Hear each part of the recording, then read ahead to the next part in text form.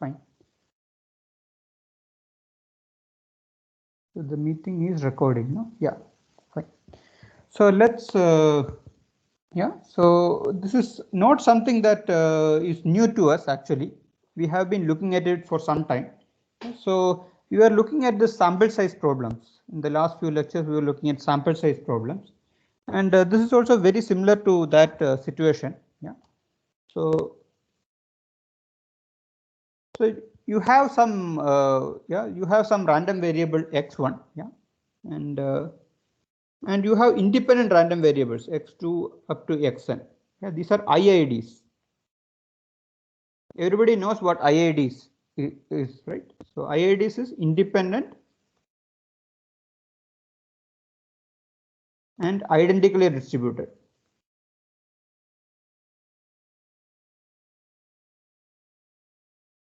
Yeah. So suppose the expected value of xi, take all of them has the same distribution as mu, and the variance of xi is, let's say, sigma squared. Now we were interested in the particular random variable. Let's say, let's consider the random variable Sn to be summation over xi. Yeah. So what is the expected value of Sn? So everybody knows it. Yeah. Linearity of expectation, we have solved enough problems. It is equal to n mu. And what about the variance of Sn?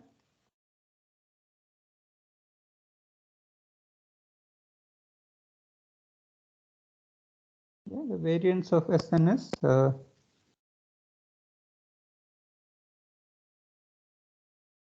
so these are independent random variables. So variance also goes linearly. So it is going to be n times sigma squared. Yeah. Now, yeah, so that is fine. Now, so so if you want to find out, so one of the random variables we were considering was Sn by n. So let's call it as Cn is Sn divided by n. Yeah, and the expected value of Cn was equal to mu, and the variance of Cn was sigma squared by n. Okay. Yeah. So what happens? So what is the probability of Cn minus mu greater than epsilon? Yeah. What happens to this probability as limit n tends to infinity?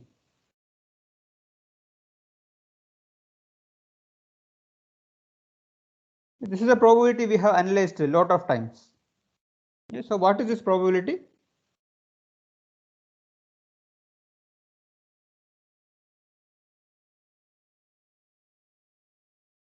Yeah.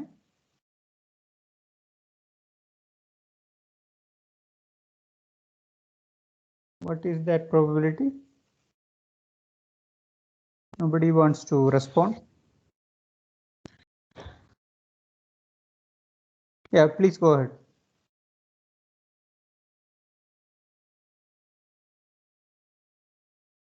What is this probability?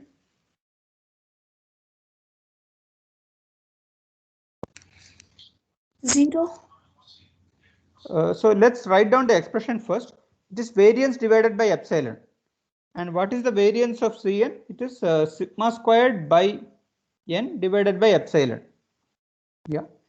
So as n goes to infinity, there's an n in the denominator. The variance is decreasing as n becomes large.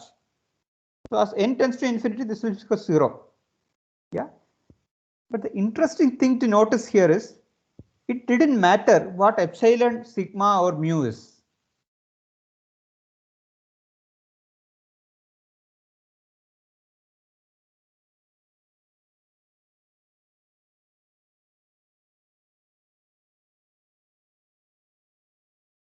Yeah.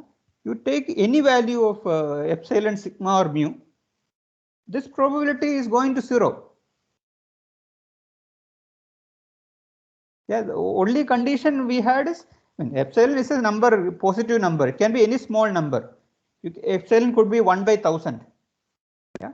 even if epsilon is 1 by 1000, I can take a large enough n such that your probability of getting that error epsilon is going to 0. Yeah, is this clear? Yeah. So this is something we already discussed. This directly follows from Chebyshev. There's nothing fancy about it. Okay. Yeah, please, if you have a question.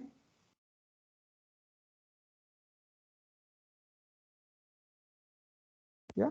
So this is just a Chebyshev's inequality, and what it tells us is that doesn't matter what your mu is, what your epsilon is, what your sigma is. Yeah. If you take large enough n, yeah, this probability is going to go to 0. Yeah. And this particular statement is called the weak law of large numbers. Yeah. So this is called the weak law of large numbers.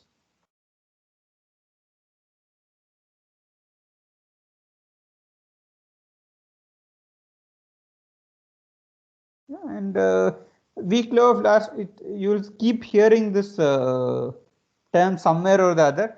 When you hear this term, don't get scared or anything. It just means you just apply Chernoff, Chebyshev, and you will get this inequality that this probability is going to 0. That's all it means. Okay. So I hope you are familiar with this. Okay, this we covered in the last 3-4 lectures and solved problems on this. Okay, yeah. So yeah. So what does this mean? Actually, it goes a bit beyond it. Yeah. So let's say you have a Bernoulli random variable. Okay, with mean p. Okay. So if you do one single toss of this Bernoulli random variable, yeah, the distribution will look like this. So yeah, so we will look at a slightly different random variable for this particular part. Okay. So again, C is this particular. Just a second. So yeah, the C here is slightly different. Okay. So let's C n be summation over x1. So this is the sum of n independent random variables minus their mean. What is their mean? Is n times mu. Yeah. So what is the mean of this random variable Zn now?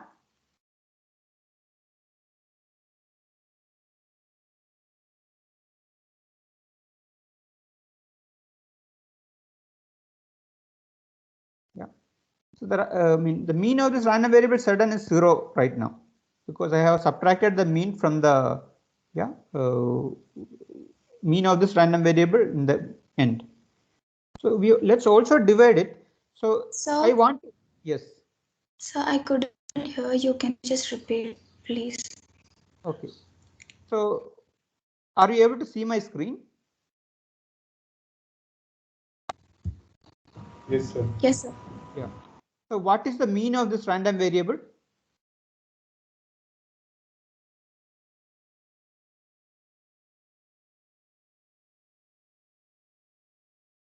Yeah. What is the mean of this random variable? Mu. Is it clear that it is 0? Yes, sir. Yeah. So what is the variance of this random variable?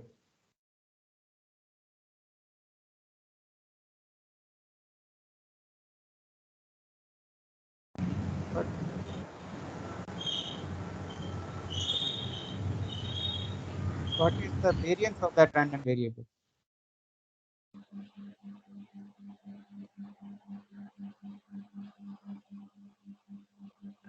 Sigma square by n epsilon. Could you repeat that again? Sigma square by n. Sigma squared by n. Is that sigma squared by n? Is that does everybody agree? No, sir. Yeah. So what is it? What is the variance of this random variable? What is variance of xi is sigma. Yeah. So what is the variance of this random variable?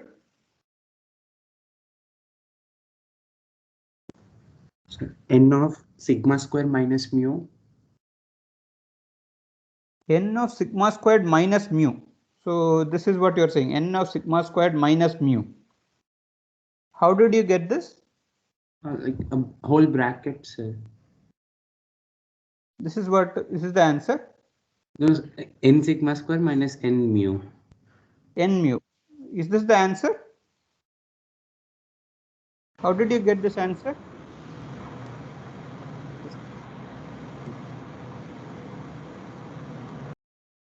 Sigma square minus n mu, I guess.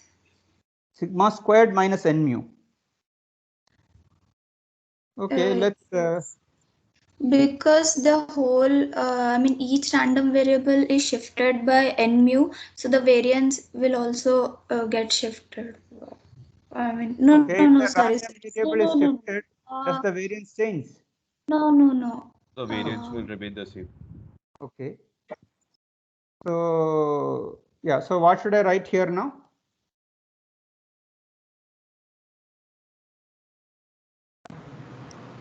Should be n sigma square, right? N sigma squared. Does everybody agree with this? Is there a doubt why this is not n sigma? This is n sigma squared.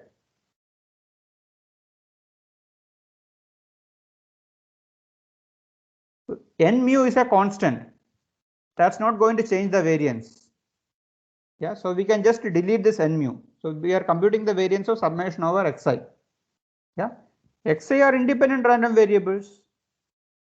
Yeah, so variance is summation of variances n times sigma squared. Is that clear? Yeah.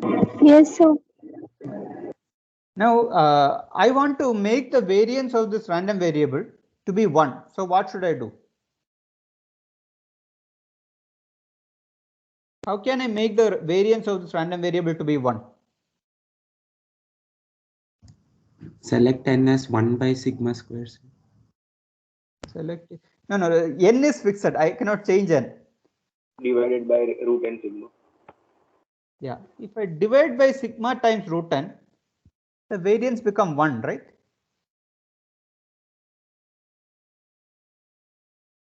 Is that clear? Yes. If you multiply by a constant, the variance get multiplied by the square of that constant. So the variance will get multiplied by sigma squared times n. So it was already sigma squared times n, so it will become 1. Yeah. So if you look at this particular random variable, the expected value of Cn is actually equal to 0. And the variance of Cn is actually equal to 1. You agree? Yes, sir. Yeah, fine. Now let's look at this particular random variable. Okay. If you give me some IID random variables, what I am going to do is I will subtract n mu from it and divide by sigma root n. Yeah. And let's look at this particular random variables. Yeah. And so here xi is a binomial distribution. Okay, with parameters p. Sorry, Bernoulli distribution, that is 0, 1. Yeah. So if you look at the value of Z1, so n equal to 1, it will look like this. There are only 2 points where there are probability. Is this figure clear? Yes, sir. Now suppose n equal to 2. So I will add x1 and x2. Yeah, and subtract 2p from it and divide by the variance. Yeah. Now okay, there will be more points. Yeah, because x1 plus x2 can take 3 different values. Why only 3 different values?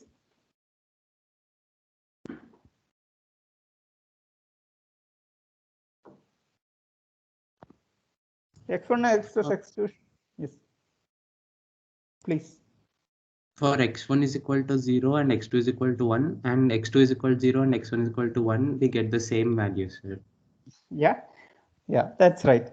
So x1 plus x2 will take only 3 possible values. Yeah, and then you will subtract something and scale something, but still only 3 possible values. Let's take n equal to 3 and maybe you will get some values like this. So these are discrete distributions, right? These are discrete distributions. Now what happens when n becomes really large? So here, actually, that's been plotted for n equal to 30. If you plot for n equal to 30, you will get something like this. Yeah. And what do you think this distribution is? Normal distribution. Normal distribution with what and what parameters?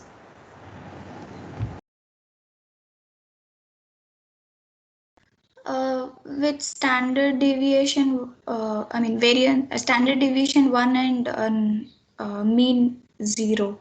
So it should be standard normal distribution. Yes. Yeah. So it didn't matter what P is, right? I could take a Bernoulli distribution with any value of P, where the probability of heads could be any value. You could have taken anything. Yeah. But as n becomes very large, if you look at this particular random variable, it always becomes similar to normal with mean 0 and the standard deviation 1. I mean, it's very amazing. It's just so. If you look at this weak law of large numbers, it is telling us, okay, I mean, all the probability will become very close to the mean. That's what this is telling us. Yeah. That's what this is telling us. All the probabilities of sudden being very close to mu is going to be very high. It's going to 1 as n tends to infinity. But here we are saying something very, very stronger. This is not just here we are saying that not only is the sudden, so this is also telling us the distribution, what the distribution is as n becomes large. So if you look at this random variable sudden, yeah, as n becomes large, it will actually look like the normal distribution with mean 0 and standard deviation 1. Yeah. So and yeah. So this will become this as n tends to infinity. Yeah. And this is called the central limit theorem. Okay. So the weak law of large numbers tells us that most of the probability will be very close to the mean. Yeah.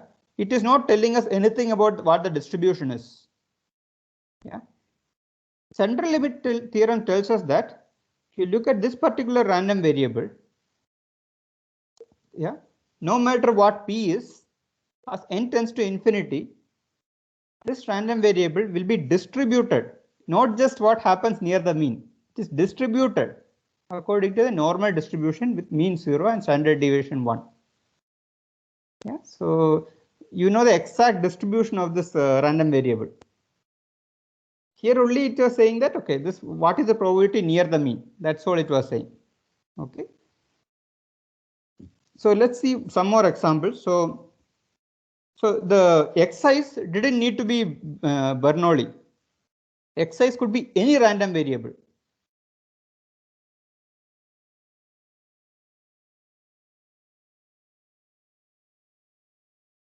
It didn't matter what that random variable is. Take any random variable. Yeah. Any random variable with mean mu and variance sigma squared. Yeah. Take any independent IID random variables. Yeah. With mean mu and variance sigma squared. And if you look at Zn, which is summation xi minus n mu divided by sigma times root n. Yeah. This random variable Zn is distributed, so probability of Zn less than or equal to, let's say, some value c, yeah, is equal to, yeah, so is or I should say tends to, as n tends to infinity. As n becomes very large, this probability will tend to the integral 1 by root 2 pi sigma, variance is 1, e raised to minus x squared by 2 pi. Yeah, it is from minus infinity to c. Yeah. So this is what central limit theorem says.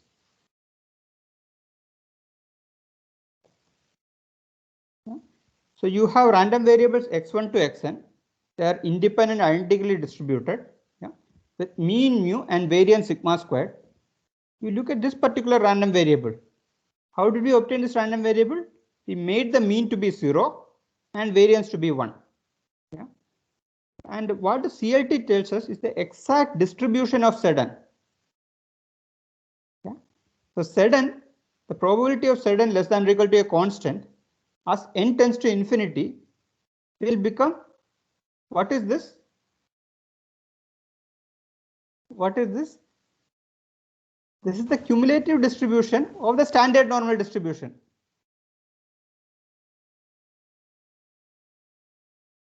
Yeah. So with variance mean 0 and variance 1. Yeah. And this particular quantity, we will denote it by phi. Yeah, it will be phi or c. Sir, I have a doubt. Yes. So now Zn will be the normal distribution with mu is equal to 0 and standard deviation is equal to 1, right? Yes. So in CDF, should we write x square or should we write z square? Because x is No, it depends upon, it's an integral. So whatever the variable of the integral is. okay. Yeah, got it. This is a placeholder. I can put any number here, same number I have to put there. That's all. Yeah, got it. Yeah. So yeah.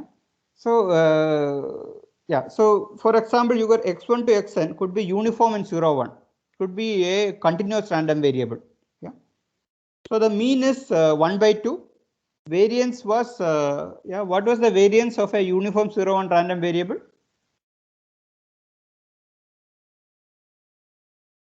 Yeah. 1 by 12.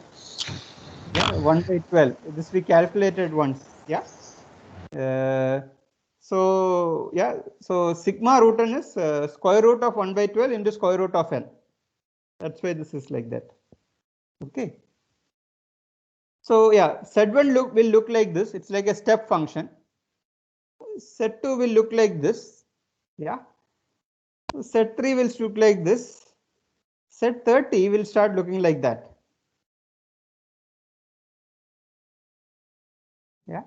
So no matter which random variable you start from, it might be discrete, it might be continuous, whatever you start from. Yeah. Your initial random variable might have a distribution which is like I mean, or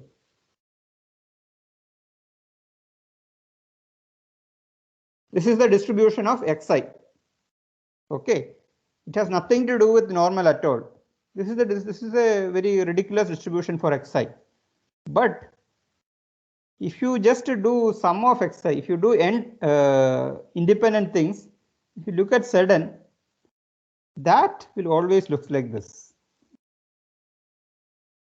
Yeah, your xi could be anything. Xi could have like a PDF looking like this or this. Some weird distribution it can have. In fact, so xi could be something like this. I mean, so let's say xi is distributed according to, it is something opposite to a Gaussian. Yeah, the mean has the least value. Yeah, but if you look at multiple copies of xy and compute this random variable, it will always be, I mean, as n tends to infinity, it will look like the standard normal distribution. Okay, and that's what CLT tells you. Is the statement clear? Yes, sir. Sir, can you repeat once more? Yeah. So did you understand the definition of the random variable Zn? Yes, sir. Do you agree that Zn has a mean 0 and variance 1? Yes, sir. Yeah. So what CLT tells you is the distribution of Sedan will be according to the standard normal distribution, that is mean 0 and variance 1. Okay. Yeah, and this is the cumulative distribution function for mean 0, variance 1, normal random variable, CDF of normal with mean 0 and sigma squared equal to 1. Okay. So sir, the Zn of left side that is printed there and this Zn are same or different? Sedan and left side, yeah, this Sedan is also, this is n mu divided by sigma root n. Oh, So the okay. sigma for this particular random variable happens to be 1 by 12. Sorry, square root of 1 by 12. Okay, sir. Okay, sir. This is a particular distribution, uniform in 0, 1. So the mean is equal to 1 by 2 and the sigma squared is equal to 1 by 12. That's all. Okay, sir. Got it. Any other? So Yeah.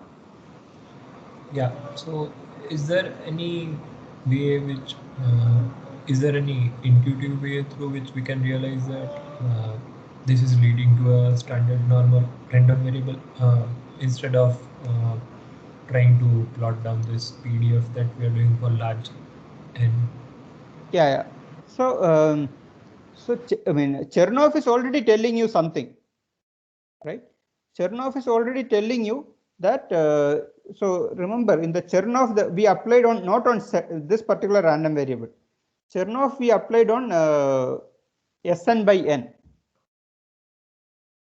Yeah. So if you look at Sn by n, yeah, Chernoff tells you it is close to the mean. Yeah. But here we are actually looking at the random variable divided by sigma root n. Okay, so that will make the variance to be 1.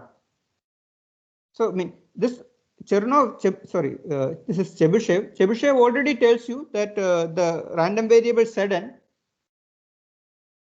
Yeah.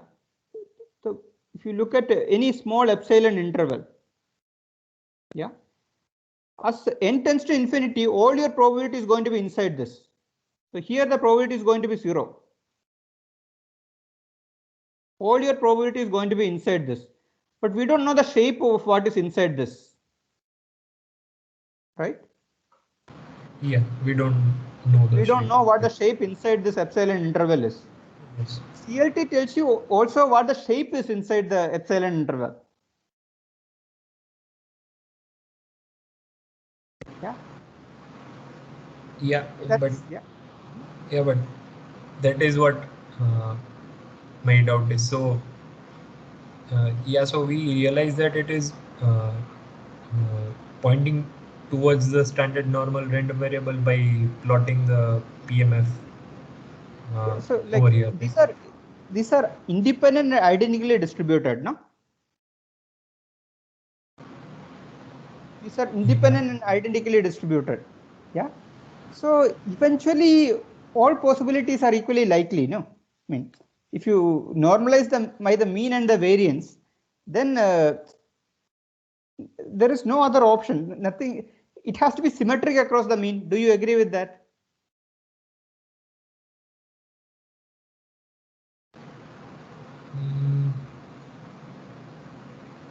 No, I don't get that clearly why it would be symmetric across the mean. Because I could take any epsilon here, no?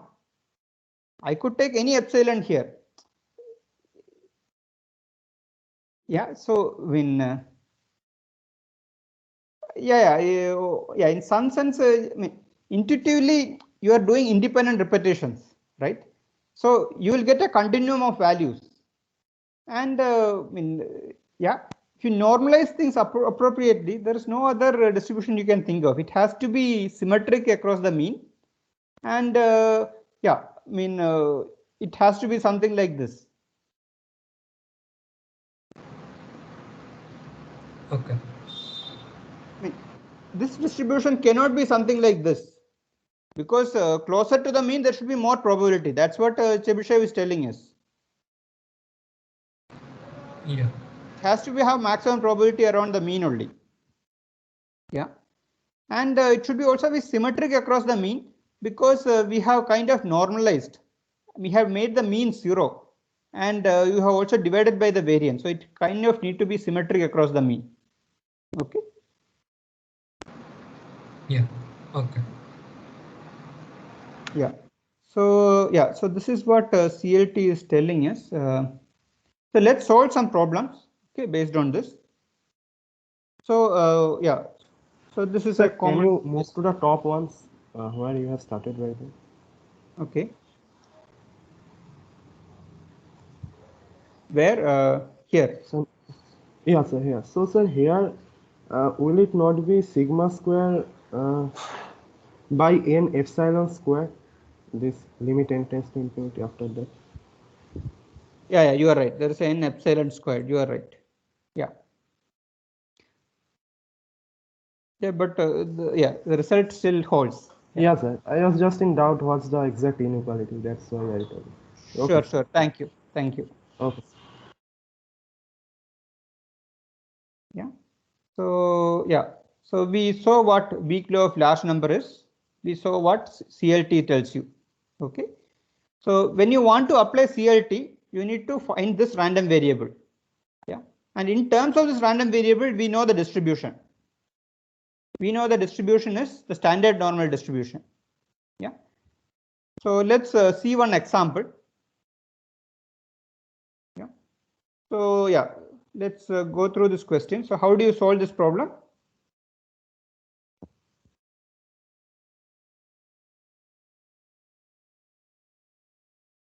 Yeah, so what is mu and what is sigma?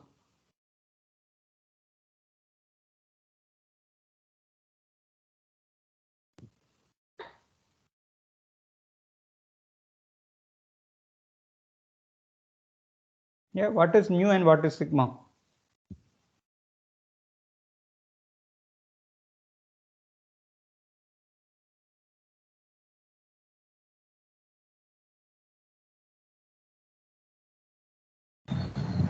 Mu is 27.5.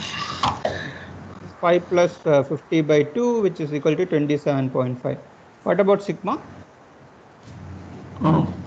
55 by 12. So that is sigma squared, no? Okay, sorry. Root of 55 by 2. Divided by 12. Yeah. So if we actually had this formula for variance of a uniform random variable in an interval. It is b minus a the whole square divided by 12 or something like that. And we just directly use that formula. This works out to be something like this. Yeah. And how do you compute this probability?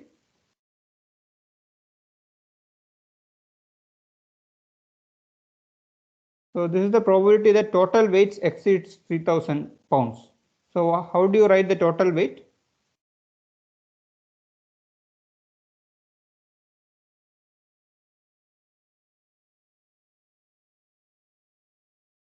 Yeah, so what should I do?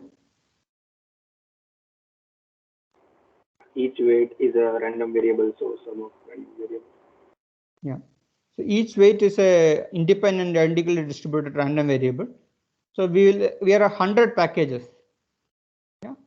So this is essentially summation over 100 variables. So let's call this S100. Yeah. And what is this? So we would like to express this in terms of the random variable Z. Yeah. And we would like to look at we know the probability of Z greater than or equal to C. Yeah, this was equal to the phi of C. We know this. Yeah. Yeah. So what is the value of C I should put here?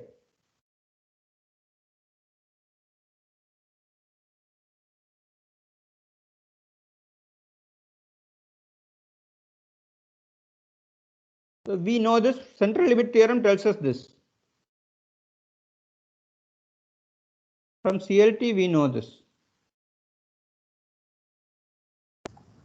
Sir, it's probability of Z less than C, right? Yeah, sorry. Thank you. Yeah. And we know this from CLT. How do you use that to solve the problem?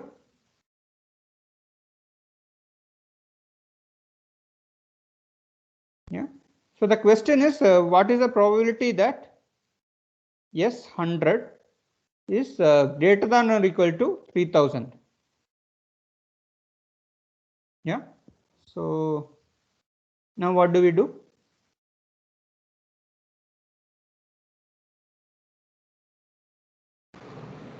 Normalize it using the mean and the standard deviation. Yeah. So this probability is same as the probability that S100 minus 100 times this particular mu divided by sigma rho 10.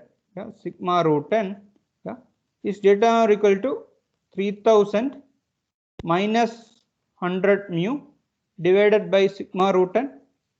Everybody agrees?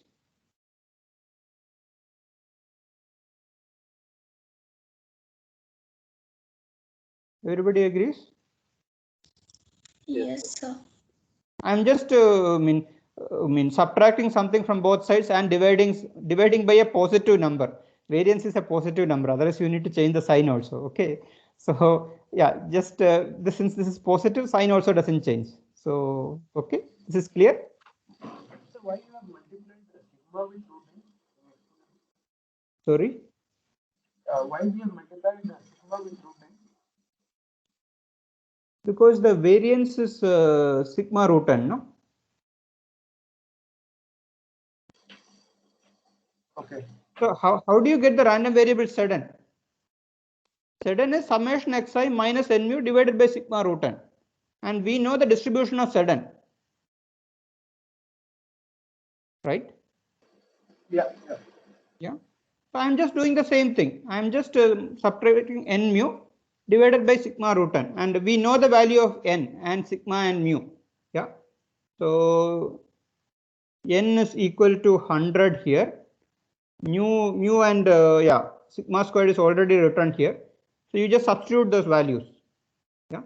So if you just substitute those values, so this is nothing but the random variable Zn. This is equal to probability of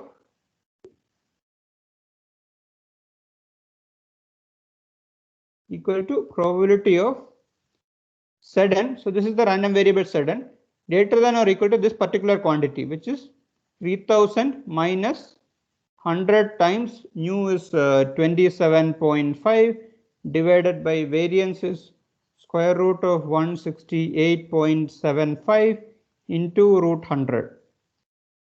Yeah. So this is equal to the probability of, so if you do the calculation, this number works out to be something like 1.92. Yeah. Yeah. So this is equal to, so yeah, from CLT we know this. Yeah. So this probability is nothing but 1 minus phi of C. Yeah, so as n tends to infinity, assume n is large enough, and is that clear?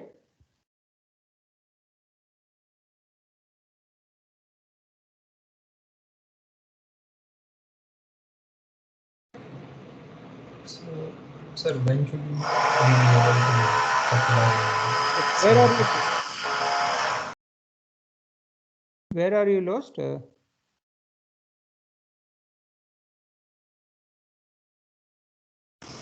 So, sir, when should we be able to apply the CLT? So here, n is equal to 100, right?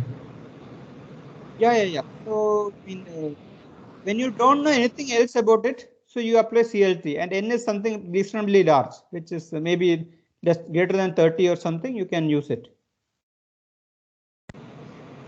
Okay. So whenever n is greater than 30, you can use this central limit theorem. So I mean, suppose they are here, the question is probability of S100 greater than or equal to 3000. This can be solved using any of the above mentioned theorems like Chernoff bound or any other theorem. No, so how do you know that you have to solve using this particular theorem? So does Chernoff bound work for this kind of random variables? At least we stated it in terms of binary random variables. Yeah. So when if it's an arbitrary random variable, you are not told anything about it. Acha, okay, so when it is told the random variable is binomial, is having binomial distribution, you can use Chernoff bound or anything, but when the distribution is not known, you have to use this. Yes. Okay, sir. Yeah, in many cases, Chernoff bound and central limit theorem is essentially saying the same thing. Okay. Yeah. So I mean, Chernoff is a specific case of a central limit theorem. In fact, you can say central limit theorem is the most general theorem. It works for any random variable as long as you know the mean and variance. Yeah. Chernoff has lot of conditions in it. Yeah. It actually Chernoff will give you better results, but it has lot of conditions in it. Yeah, I mean, I haven't stated Chernoff in the most general form because it will look very complicated. Yeah. So we looked at a specific case, and I mean that specific statement is used most often in computer science, machine learning, and everything. Okay. Yeah, I completely agree with you. Yeah, you could also use. I mean, so here the distribution is uniform in 5 and 50, but Chernoff we stated it is discrete random variables only. We didn't say it for continuous random variables. Okay, sir. Okay. Let's look at another example. Yeah. So yeah, a machine processes parts one at a time. Processing times of different parts are independent random variables. Yeah. Okay. The times are different random variables, uniformly distributed in 1 to 5. We wish to approximate the probability that the number of parts processed within 320 time units is at least 100. Yeah. Now you need to tell me how to solve this problem.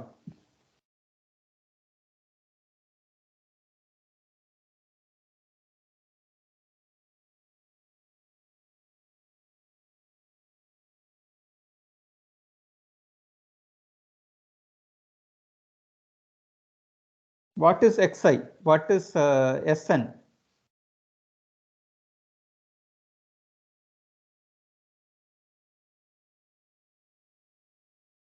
What should be Xi?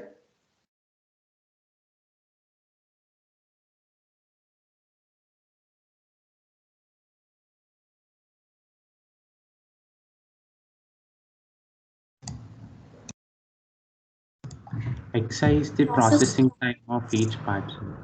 Yeah. So Xi is processing time of ith part.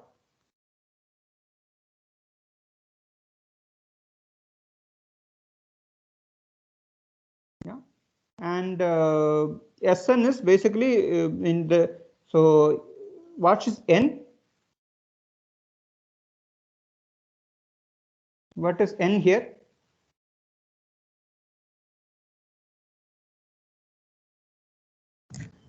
Hundreds. 100. Yeah. So we are processing, we want to find the probability that the number of part processed within 320 time units is at least 100. So we want to find the kind of distribution of processing 100 parts. So n is equal to 100. Yeah. So yeah. So what is this probability asking in terms of S 100? So S100 is greater than or equal to 320. Process within 320 time units is at least 100.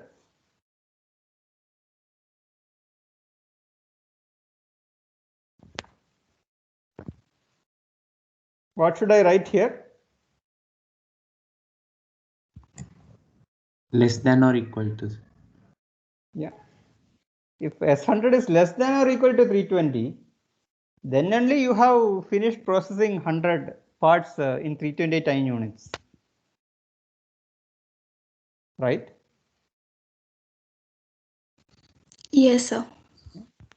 So let's again convert it to the CLT style. So what is mu? What is sigma? Yeah, so you guys, yeah, so 5 plus 1 by 2. 3 is mu is 3. Yeah, and variance is okay. We know the formula by now. 5 minus 1 divided by 12 whole square divided by 12. So this is 16 divided by 12, which is 4 by 3. Yeah.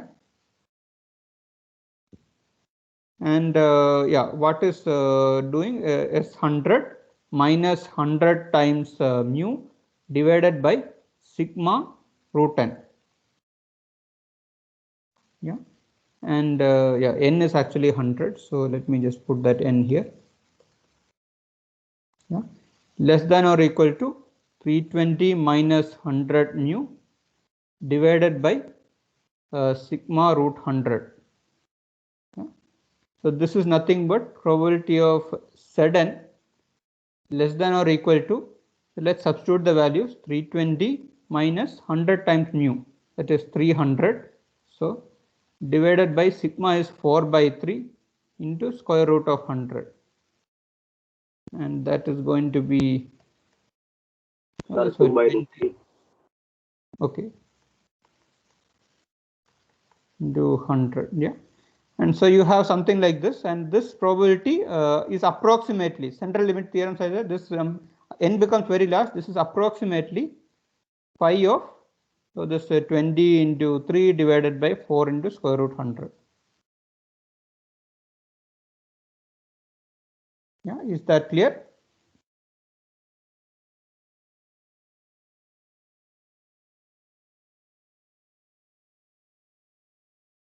Yeah. Yes, sir. Yeah, so that's all central limit theorem is. So you need to understand what your xi's are, what your n is, what is the mu, what is the sigma squared. You write it them all of them down. So then you will have a statement something like this. This is what you typically the problem will be asking. Yeah? We express the probability like this. Then you subtract by the mean and the variance and everything and convert it into the Sedan form. Yeah. Once you have converted it into the Sedan form, then you just yeah, I mean use the CDF of the standard normal distribution. Is that clear? Yeah. Step 1 is finding out all these things. Yeah. Step 1. Yeah. Step 2 is writing it this form. Writing the probability that you want in this form. Step 3 is you convert this probability by subtracting the mean and variance, and you convert it to this form. So this particular area is step 3. Yeah. And once you get it in this form, we know you just need to apply the CDF of the normal distribution. Okay. Yeah. So yeah, okay. So that's all about central limit theorem. So we will not be able to prove central limit theorem in this kind of a class. Okay. So it is, there is need to be some level of mathematical operation that need to be done to get it to prove it. Okay. So yeah, I mean it's typically not covered in a like a first this kind of probability course. Okay. So yeah, so that is CLT. Yeah, so yeah, we are almost out of time. Yeah, so if you have any more questions, I can take it.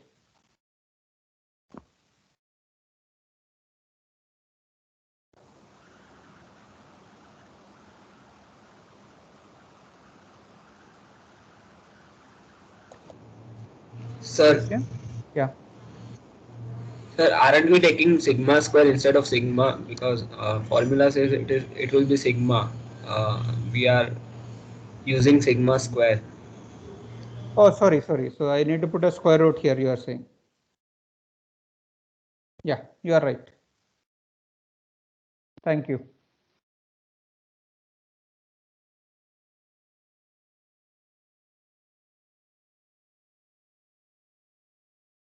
Yeah. Yeah. So, okay, so that's all. So, yeah, we have 2 more lectures. Yeah, I will try to cover some advanced topics in those 2 more lectures. So, yeah, most of typically what is covered in a probability course we have already covered. We also did enough lot of problem solving sessions. Okay, so yeah, I mean we will solve more problems. There will be a couple of assignments this week as well as next week, and that will give you enough practice solving this kind of problems. And yeah, okay, thank you for today.